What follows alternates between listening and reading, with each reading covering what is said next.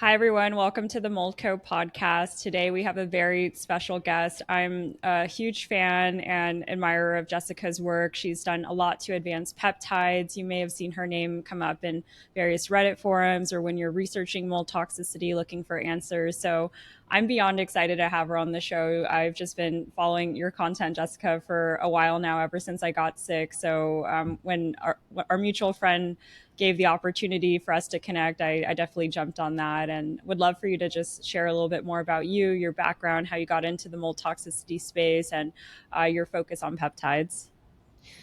Thank you so much, Ariana. I'm also so excited to be here, and I'm also a huge admirer of you and your ethos and the brand that you've built with MoldCo. And yeah, I'm so grateful to be on the podcast and to be an affiliate and a partner of MoldCo. So I am Jessica Alana, and I'm currently studying my master's in longevity science from Geneva, Switzerland College. And prior to this, I have a degree in biomedicine from the UK. So I'm primarily a biomedical scientist, and I'm definitely and most interested in the immune system.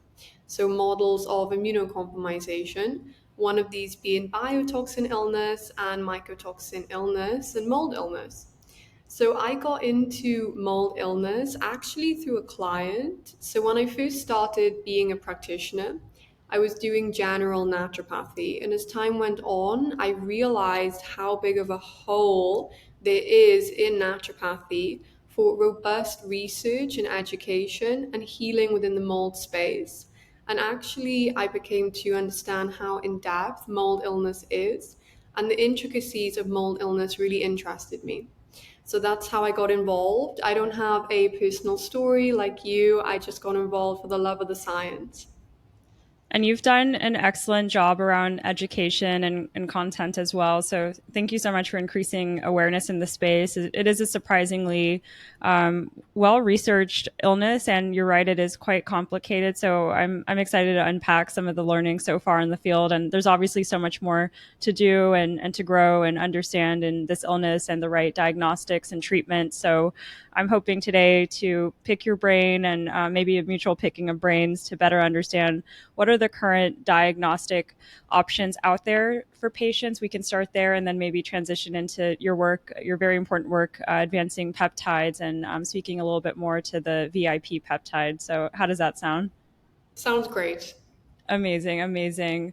And a little bit of background for the audience. As Jessica alluded to, I'm here because of a personal journey. I became quite sick from my home in Miami, Florida, and it just inspired the whole journey to build MoldCo and provide accessible treatments and solutions for patients that are also going through that similar journey. So excited to be here and of service to patients. So, kicking it off with some of the biomarker testing, Jessica, would you want to share just a little bit more about the testing that you do for your clients? And I know you have an international client base, which is really cool. It just speaks to the size of how many people are out there going through this journey. So if you can just unpack some of your most common tests, and then we can go into some of the pros and cons, some of the limitations, some of the opportunities to better understand what's going on.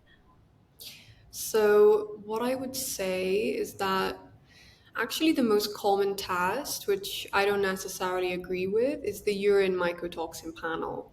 And I know that the body of work that you work with, which is Dr. Shoemaker, I know that Dr. Shoemaker also doesn't agree with the urine mycotoxin panel. But actually, the urine mycotoxin panel, it's one of the most accessible panels worldwide. So I think that's why a lot of practitioners use the urine mycotoxin panel, but the science and the methodology behind behind the urine mycotoxin panel, I don't necessarily agree with. So I actually believe that the best testing is the testing that MoldCo provides, which is the original Dr. Shoemaker panel, which is based on blood markers, and also the HLA panel, which is the genetic panel, which actually looks at the human leukocyte antigen gene. Also, what I've actually come to use as well, because it's very international, is the antibody testing. So, looking at the immunoglobulin G and the immunoglobulin E against 12 different types of mold. So, if I was to rate the panels, I would probably say that the blood Dr. Shoemaker original panel is the best, alongside the HLA. Secondary, I would go for the antibody panel, and then tertiary, I would go for the urine mycotoxin. But when you think about these in terms of accessibility, actually the urine mycotoxin ranks highest, then the antibody immunoglobulin, and then the Dr. Shoemaker. And that's the solution that MoldCo is solving, is that they're going to make the Dr. Shoemaker panel very accessible in terms of affordability and in terms of fitting the panel into your daily life as someone with mold illness. Thank you for that. That's such an interesting filter. I never thought of it from the accessibility ranking. I love that, and what I do appreciate about the urinary mycotoxin test, and I agree with the order that you ranked it in terms of value with the Shoemaker Labs, HLA, then the antibody, then the urinary mycotoxin test, is that the urinary mycotoxin test is almost the gateway to people understanding that this could be a health issue for them, right? It scratches that itch and it helps answer a question, probably not the most important question, which is, am I sick or are there potential health impacts due to my exposure? But more so answering, have I been exposed? And I guess we can then double click there further, right? Is it due to ingested mycotoxins? Is it due to inhaled mycotoxins? That has different impacts on the body. So we're not really able to differentiate that with the urinary mycotoxin test, which is a limitation. And also the concentrations presented in the test doesn't necessarily map to health outcomes either. So that's personally, and I'm sure you have the same philosophy around this, why we've preferred the inflammatory markers like MMP9 and TGF Mhm. beta 1, C4A, and some of the other markers like MSH and even ferritin, because we think it's more indicative of what the health impacts are after you've had an exposure. So yeah, it's cool, but you're right. The accessibility is so much greater with the urinary mycotoxin test. So we're hoping to shift that. Like we're even offering one of our panels, the starter panels, at cost, and even at our current scale, it's at a bit of a loss, just to be able to provide more education and awareness for patients to better get access to these tests, and free education that comes with those lab panels too, to better interpret what those markers are. Yeah, exactly. One of the largest complaints I get from my USA clients is that the lab panels are really expensive. And for a lot of people, it leaves them in the dark, which is very unfair, and it doesn't enable them to actually drive their health forward. Absolutely. Yeah. And even if you were to somehow convince your immunologist or allergist or primary care provider to offer these labs to you, write the requisition, which I think is a challenge in itself. Very few patients I chat with are actually able to convince their providers to give them these tests. It doesn't necessarily mean it'll be covered by insurance, because they're often not so informed of how to submit those codes and get coverage even. So it ends up being quite an expensive test. For example, our advanced panel is normally a $2,200 plus self-pay test, and our starter panel too, it's normally a $657 test through LabCorp, offering that at 99. So the accessibility, affordability barrier has been so high for these patients historically, and it's really limited getting access to clarity and answers, unfortunately. Yeah, I Yeah. completely agree. Yeah. Yeah. I remember one of our first conversations, way back when we connected, you really emphasized the use of HLA haplotype testing for your patients. So how accessible is that? How are you doing that? How do you interpret those results? Like, why is that such an important test? All those questions and more. Just so curious to hear your thoughts. So the HLA, it's a little bit more accessible because it's a genetic test. So you can basically send a saliva panel. Actually, when we first started talking, I was getting my international clients and my clients outside of the US to use life extension and to actually ship the HLA life extension panel, which is a lot more expensive than yours, by the way. But to ship the life extension panel to a international shipper that would then ship it back to Europe or Dubai or somewhere outside of the USA, take the panel and then ship it back to the USA. And Wow. actually, yeah, Life Extension caught on to this little hack that we were doing, and they stopped shipping the panels to extended third-party shipper. So I had to come up with a solution, and I actually partnered with a lab, an international lab, and we actually get the HLA panel from the international lab. But also, even within the USA, it's pretty difficult to get the HLA, the human leukocyte antigen, which is on chromosome 6. And if you do have a defect in the human leukocyte antigen, it's very hard for your immune system to create the correct antigens to mycotoxins. So you end up chronically inflamed because those mycotoxins aren't tagged correctly. So yeah, it's excellent what MoldCo is doing, making the HLA, so accessible again. I think that's one of the core philosophies of MoldCo is accessibility, transparency, and low cost as well, just low cost for the average person because mold illness can get very expensive. So the HLA, it's an integral part of mold illness because it dictates how the mycotoxins are tagged in the individual's body via antigens. And downstream of that is a whole host of immune mechanisms. I think the HLA haplotype test is such a creative test as well, right? It's initially used for bone marrow transplants, and Oh, it's really? also a great test because you don't need to do a blood draw. You can just do that cheek swab and get answers. And it's also a test you only need to do once. You don't need to have longitudinal testing once you have your HLA type. It's set. So Yeah. I love that test for so many reasons. And the research there has been quite interesting from our clinical group, Dr. Shoemaker, Dr. Scott McMahon, so many others in the field, and just interviewing these different providers and what they've seen.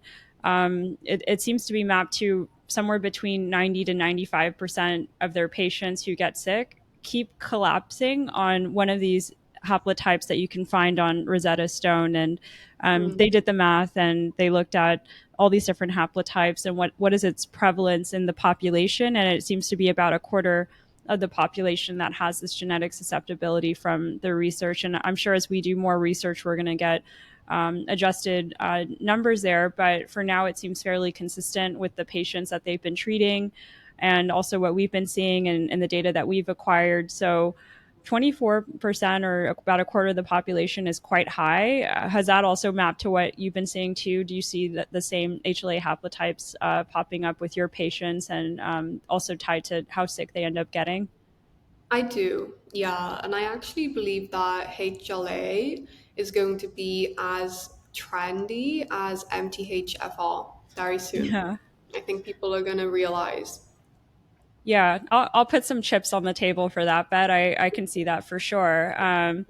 And then for the antibody test, let's double click there. It's your number two after the inflammatory markers and HLA testing. Then it's the antibody test. That's your favorite. How do you use that test? What are some of the benefits? What are some of the limitations? Like what question does get answered when you do that test? So, yeah, so it looks for immunoglobulin G, and this is directly linked to if you are colonized. So, I know that Dr. Schumacher doesn't directly address internal colonization of mold and fungus, but there are some very respectable practitioners who do. So, really, when you look at the immunoglobulin G, you're looking at if there is a risk or if there is a chance that this person has become internally colonized. When you look at immunoglobulin E, you're looking at the mast cell response to the mold and the mycotoxins as well. And also, if you look at immunoglobulin A, you're looking at the respiratory and some of the mucous membranes and soft membranes. So you can actually develop a pretty inclusive protocol from an immunoglobulin test. It's just, I can get this test in Dubai, I can get this test worldwide. But if I try to get a Dr. Shoemaker panel in Europe or in London or the UK or Dubai, yeah, it's very, very hard. It's very difficult. And I did work with one provider on this, and they did not fulfill the test, and the customer service also wasn't very good. So basically, there's a huge hole outside of the US for Dr. Shoemaker panel, and that's why I like to use the immunoglobulin panel because the mycotoxin urine panel, it just gives you one answer. It just gives you the amount of mycotoxins you're excreting, and it's often false negative as well. But the immunoglobulin panel, you're much less likely to get a false negative. Right. And that's following Dr. Andrew Campbell's philosophy, right, with his Right. antibody approach. Mhm. So you have Yeah. IgG, IgE, IgA. You're getting answers for if you've been historically exposed or if there's an active infection or colonization happening, which is interesting, right? Like the biotoxin illness pathway almost ignores this question around colonization. It's more so, has there been microbial exposure leading to unregulated cytokine production, leading to innate immune system dysregulation, leading to a state of chronic inflammation, right? It's Yeah. not part of the biotoxin illness narrative. So now you have these antibody tests, IgG, IgE, IgA, and it comes with a number. How close attention do you pay to that number? If it's high, if it's low, like how do you interpret those results, or is it more binary, like yes and no for you? So when I look at Dr. Campbell's results, he has a bar um, going through the whole panel like this. And when I look at those results, if it's over the bar, it means that you have a significant response. You have a significant immunoglobulin response. For me, if it's over the bar, it depends. If it's very far over the bar, then you need to look at some pharmaceutical interventions, so itraconazole, which I know in the Dr. Shoemaker community is kind of disagreed with. And if it's medium over the bar, then you can look at maybe some holistic antifungals as well. So it kind of depends. If it's over the bar when we look at IgE, then you're looking at more mast cells. So again, that's more of an indication, going back to the biotoxin pathway, that you have high inflammatory interleukins and cytokines. So I think the IgG is more cross reference with the biotoxin pathway, and then the IgE, like you said, is kind of not discussed widely within the Dr. Shoemaker community. Yeah, it is though discussed fairly widely outside of the Shoemaker philosophy, right? Like Dr. Neil Nathan Yeah. with nystatin and other providers as well. It's really interesting. I think for us, we just keep it pretty mainstay Dr. Yeah. Shoemaker approach, but now more simplified for a telehealth format. So we're not addressing any colonization or infection in the body. It is just the immune system dysregulation and correcting those issues. So we, as you know, have the colesevelam, have the nasal spray for the biofilm disruption and addressing potential MARCONs, and the VIP peptide, which leads us to the next fun section. I would love to hear your thoughts on peptides. What are you most excited about? What do you employ with your patients? Yeah, just expand on Yeah. all the cool research you're doing there. So I really like peptides and VIP, so vasointestinal polypeptide. You know, it is of course a peptide. And I really admire Dr. Shoemaker because he does have a peer-reviewed paper showing that VIP does really help to reverse the brain atrophy in mold illness. And this was novel, you know, it was bleeding edge, cutting edge within the biotoxin illness world. The only thing is that VIP has a very stringent bracket to be used, and it can only be used when all of your inflammatory markers are low and within range. And Dr. Shoemaker astutely states this. So, actually, I have had cases where practitioners may have forgotten this point or not taken this point too seriously, and have used VIP in clients too early. And if you do this, you can actually cause further immune dysfunction. So I have had people come to me and people react in my community if I make content about this point. And also, I think MoldCo is doing a very good job because if you don't have the finances and the investment to work with a Dr. Shoemaker doctor, you try to bootleg the whole process, and you can actually, as a client or as a individual who has mold illness, you can end up using VIP too early yourself. So you haven't been properly regulated by a practitioner.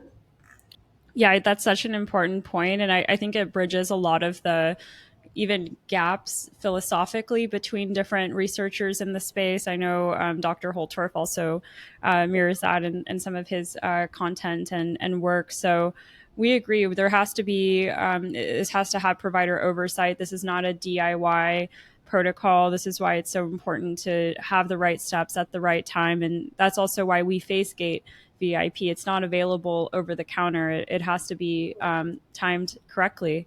And another consideration too, beyond reducing the inflammatory markers, which comes towards the end of the protocol, right after you do the initial steps, is also being out of the environment too. So there's a Oh lot of yeah. little rules, yeah, like that, and it has to be done correctly.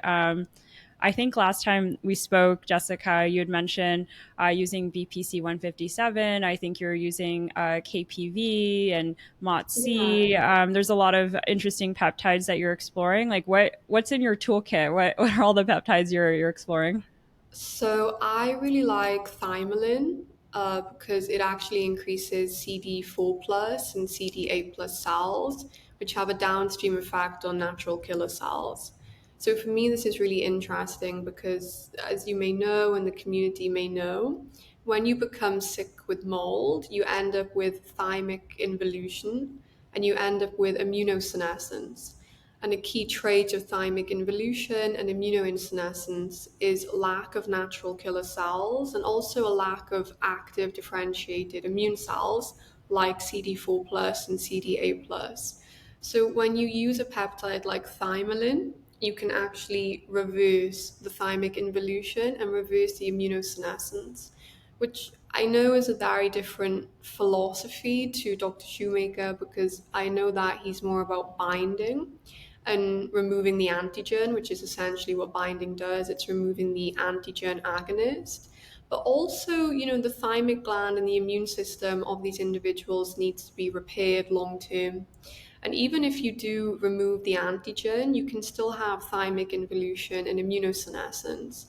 So this is where peptides come in. And I think a blend of multiple practitioners' philosophies works best.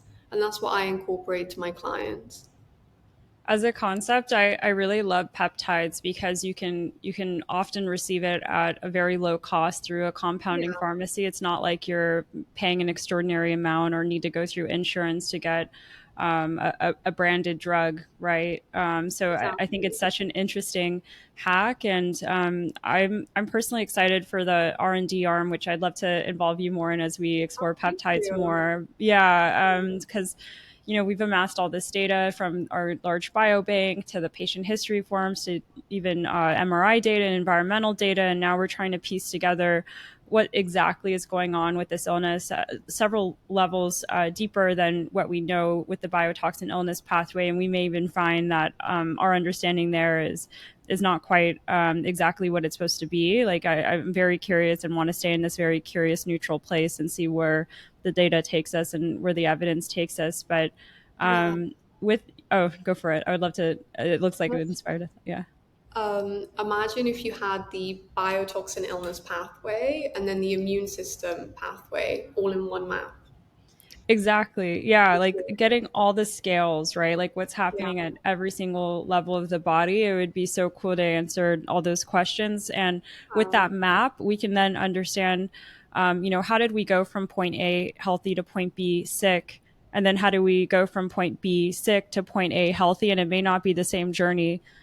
So I think answering these interesting questions with the data asymmetry we've obtained, but part of Mm, that too, which I'm really excited about, is now we live in a world where you can have high throughput screening in silico and obtain these drug libraries, including peptides and including FDA approved compounds, to then figure out what could be the next generation of compounds without spending as much as a biotech, right, developing a new chemical entity. So yeah. it'd be interesting to take what you've done, through your practice, through your research, and run it through the computer and see what happens. It'd be very interesting.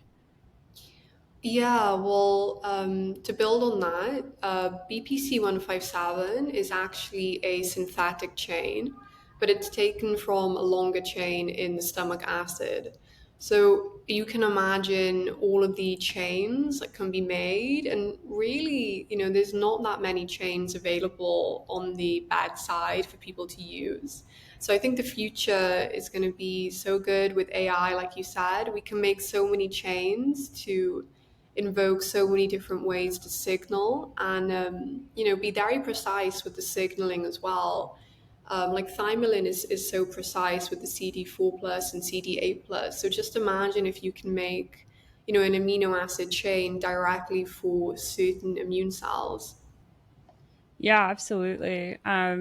And beyond peptides, I've seen your content. You've experimented. I'm seeing the scene where you're getting into the red light bed. I think you're stimulating your mitochondria. This is so. It feels so sci-fi for so many people. So, walk us through some of these other tools in the toolkit. What is there? What else can people do beyond peptides and cool diagnostic testing and binders?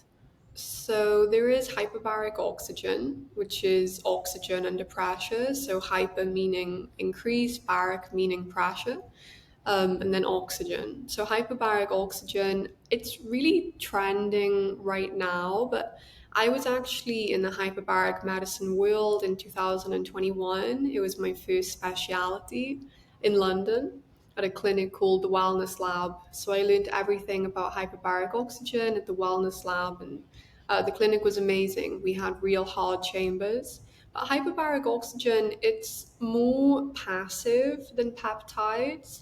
It's non-invasive, so you just breathe in oxygen in a pressurized chamber tank. And it's a little bit more expensive as well than peptides, and you need to undergo maybe 20 sessions as well. But hyperbaric oxygen, essentially, it drives oxygen into the blood plasma, cerebral spinal fluid, and lymph, and it does this up to 12 times, so 1,200% more than the daily, average pressure of the environment that we live in. So actually using hyperbaric oxygen is an amazing tool. Do you like hyperbaric oxygen? Have you tried? I've tried it. I was actually getting Um, some work done in a tank and slacking the team. I've anecdotally I've heard great things, and I was trying to connect the dots to what we know today. And yeah. as you know, your VEGF drops, and there's challenges. It feels like you're struggling to get more oxygen in, and the fatigue and feeling winded going upstairs. So I can imagine it can help with some of these more physical exertion Yeah. related tasks. My philosophy right now is that I'm in a neutral place until we get more data. I'm hearing the anecdotal evidence. I'm keeping mental notes. Maybe I should write it down somewhere. But something else that's been coming up a lot is actually plasmapheresis. Oh, Next yeah. Health is offering that. There's I'm meeting with a researcher next week actually that has RNA sequencing data before and after plasmapheresis, and we're actually trying this with lab tests on our patients too before and after they've done plasmapheresis. And I'm wanting to see the patterns. Have you experimented with that at all? What are your thoughts on TPE? I've done EBO2, which is extracorporeal blood ozone oxygenation, which is where we clean the blood, and we do this at the London clinic that I'm a partner with. So it's kind of similar. So it's in the same bracket of blood washing. So plasmapheresis is in the same kind of bracket as EBO2 because it comes under pheresis, which means blood washing. But I haven't tried the plasmapheresis myself. But one of my clinics that I'm a partner with in Switzerland has the plasmapheresis, and they get amazing results. Yeah, that's what I keep hearing. So I maybe it's for our research team to double click on. It's taken me a lot of mental preparation to even do a lab draw. I'm one of those patients that was phobic of needles, so I think I need to do a lot more of those exercises before doing a TPE treatment. It looks a little intense. Yeah, the needle is thick. The It's like an needles, 18 gauge. Yeah. yeah, and both arms, right, for what, like an hour, 2 hours, or 3 hours, just Yeah. depending. So yeah. Whew. Okay, sweet. What else didn't we talk about? We talked about peptides, binders, diagnostics, HBOT, EBU, plasmapheresis. There's also infrared therapy, sauna. There's IV therapy. What are your thoughts on some of these other practices? I really like red light and infrared. It's accessible. So you buy the panel once and then you have unlimited use. And you have to use it every day, so you get your investment back pretty quickly. The panels can range anywhere from 100 to 500 as well. So it's a pretty accessible option.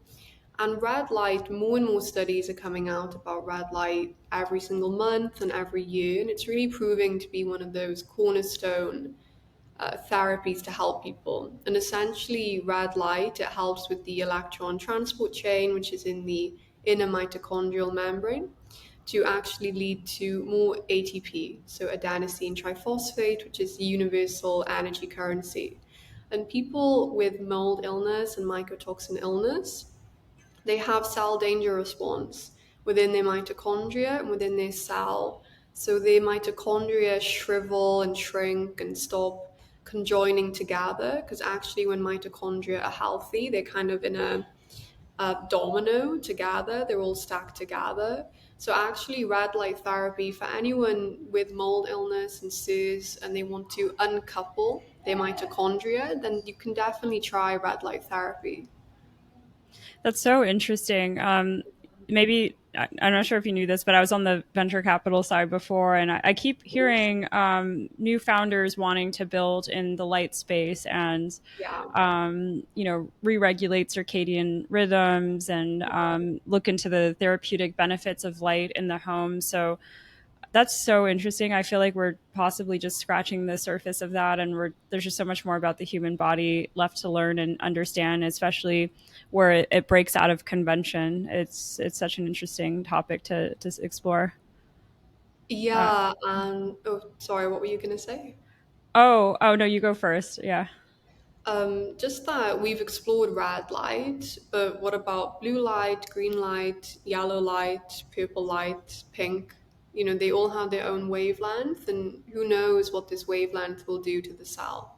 Right. Or even the non-visible spectrum, right? Who knows? Let's see.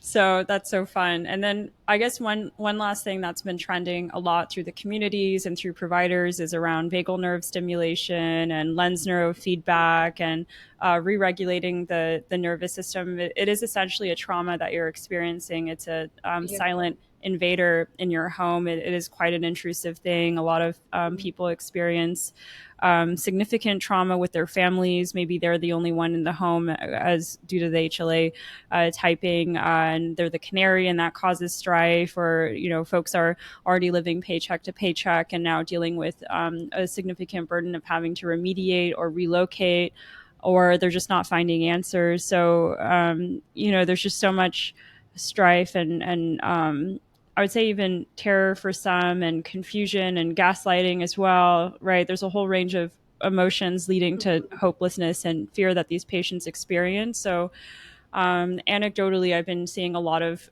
patients benefiting from these types of treatments, right? Like re-regulating the nervous system. Is that something Yeah. you use, or here's your thoughts on that? So, to be honest, I don't have training to go through this with my clients. It's something that I've wanted to get into. But I've been very focused on peptides, on dialing down and doubling up on peptides. So, to be honest, I don't have too much training on the vagus nerve and how to do this with my clients, but I do recommend them to practitioners who do. And at one point, I think it would be interesting to incorporate this in my practice. Yeah, and there's some new technologies and companies coming out to just make it so much more accessible. Because I think historically you had to go into a facility and get hooked up with electrodes and have a skilled practitioner. But now there's platforms like Trust comes to mind. Non-affiliate, Yeah. non-financial relationship. I haven't tried it, but just tracking what's interesting in the field, and Pulsetto, which is hardware, and I actually do use that, and I have noticed a difference. I'm like, wow, I sometimes I just pass out because I'm so relaxed using this device. So it's just been interesting to play with these different modalities. Yeah, I'd like to try. I love acupuncture, which I Oh, think is vagus nerve stimulation. And I like meditation as well. So I think I've indirectly been doing vagus nerve stimulation, but I would love and enjoy to undertake a program. I think I've heard of primal trust as well. My clients very often mention this to me, primal trust. Yeah, and I guess tying it to something more scientific, there is a trauma gene that we've been tracking in Nice. our from our biobank data. Yeah, so I haven't done the breakdown yet to see what percentage of patients have that gene upregulated, but I'm probably going to look into that this weekend. So thank you for inspiring that. Yeah. And yeah, Jessica, this is so much fun. Thank you so much for just sharing your brain and also all the work you're doing Thank with that. you Yeah. for giving me the platform. I love talking to you. You always inspire me as well.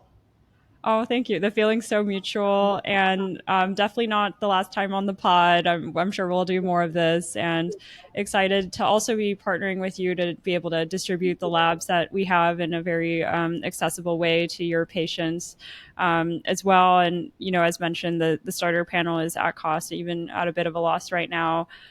Just to be able to get those answers to patients. So yeah, philosophically, just really aligned with what you're building, and Thanks. stay tuned for more. Yeah. Thank you so much, everyone. Thank you.